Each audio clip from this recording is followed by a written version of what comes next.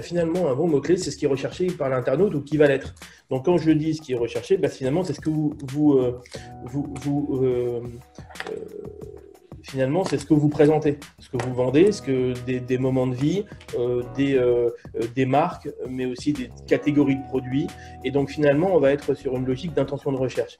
On essaye, dans un premier temps, d'avoir un maximum de mots-clés qui soient pertinents dans une logique d'intention de recherche par rapport à ma cible et aussi par rapport à ce que je vends. Si jamais, en effet, je me dis qu'il y a beaucoup de gens qui recherchent des chemises blanches et que je n'en vends pas, donc, en effet, je vais me dire, c'est super, chemise blanche, c'est hyper tapé, mais seulement, j'en vends pas. Et puis, la deuxième question que je vais me poser, c'est est-ce que mon concurrent en vend et est-ce que finalement, il est facile ou difficile de se positionner? Et parfois, il y a un mot-clé qui peut être très stratégique parce que c'est le nom de ma marque, parce que c'est le nom de mon créateur, parce que c'est un moment de vie, justement, on parlait de Fashion Week, ça peut être ces moments-là.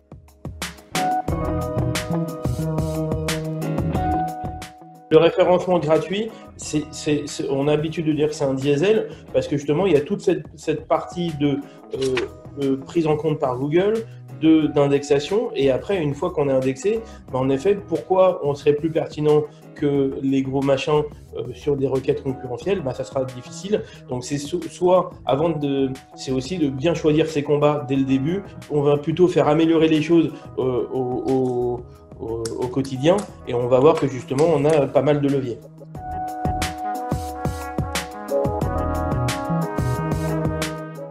On parlait tout à l'heure de la recherche universelle.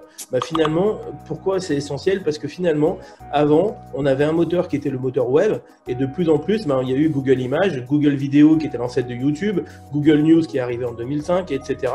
Et finalement, Google ne va pas dire je vais mettre que des résultats locaux sur Google Maps. Il va mettre du Maps dans la page de résultats de recherche quand il considère que la réponse locale est pertinente. L'exemple de Madonna, il est pertinent parce qu'au début, on le donnait en disant quand je cherche Madonna, je peux chercher des images, des news, évidemment ses clips, mais aussi à écouter sa musique. Et en ce moment, comme elle sort un nouvel album, il y a du Google News et il n'y en a pas tout le temps, il y en a quand il y a de l'actualité autour de Madonna.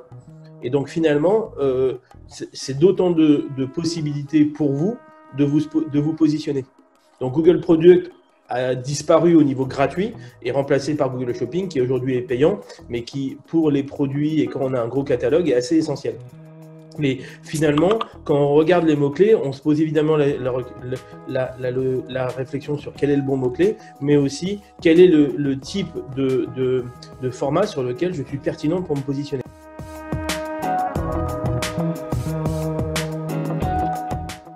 La Search Console a été refondue il y a quelques années. C'est un outil excessivement nécessaire pour le SEO. Et pour y avoir accès, il n'y a pas de tag à poser. Il faut par contre aller sur Google Search Console, définir mon site et prouver que je suis webmaster du site. Soit je mets une balise, soit je mets un texte, etc. Il y a plusieurs façons.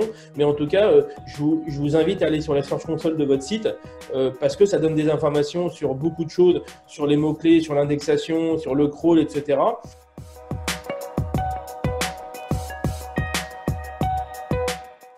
Donc, on a souvent des erreurs autour des problèmes de crawl et d'indexation. On bloque le crawl par des problèmes techniques ou des robots TXT. On laisse beaucoup d'erreurs. Quand on change de site, on oublie de faire un plan de redirection puisque l'URL peut changer. Mais on dit à Google, attention, cette URL-là, elle a changé. Maintenant, elle s'appelle comme ça. Donc, on a des problèmes de sécurité. C'est assez fréquent.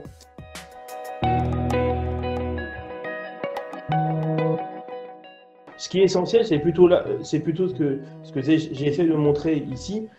Finalement, on ne va pas avoir les mêmes objectifs en fonction du moment où on est et en fonction des typologies de sites sur lesquels on travaille. Quand on est sur un site e-commerce de façon large, que ce soit les Galeries Lafayette ou un site monoproduit, mon objectif final, ça va être de la vente. Sur un site en création, les gros sites sont assez favorisés vis-à-vis de Google, mais pas seulement parce qu'ils sont gros, parce qu'ils répondent plus aux critères de Google. Donc, quand on lance un site, de dire tout de suite je vais concurrencer Zalando ou Galeries Lafayette, ça va être compliqué. On est plutôt sur d'abord sur de l'indexation, sur de la visibilité, avant d'être tout de suite sur de la vente, parce que en effet, quand on est petit, on va avoir ces problématiques-là.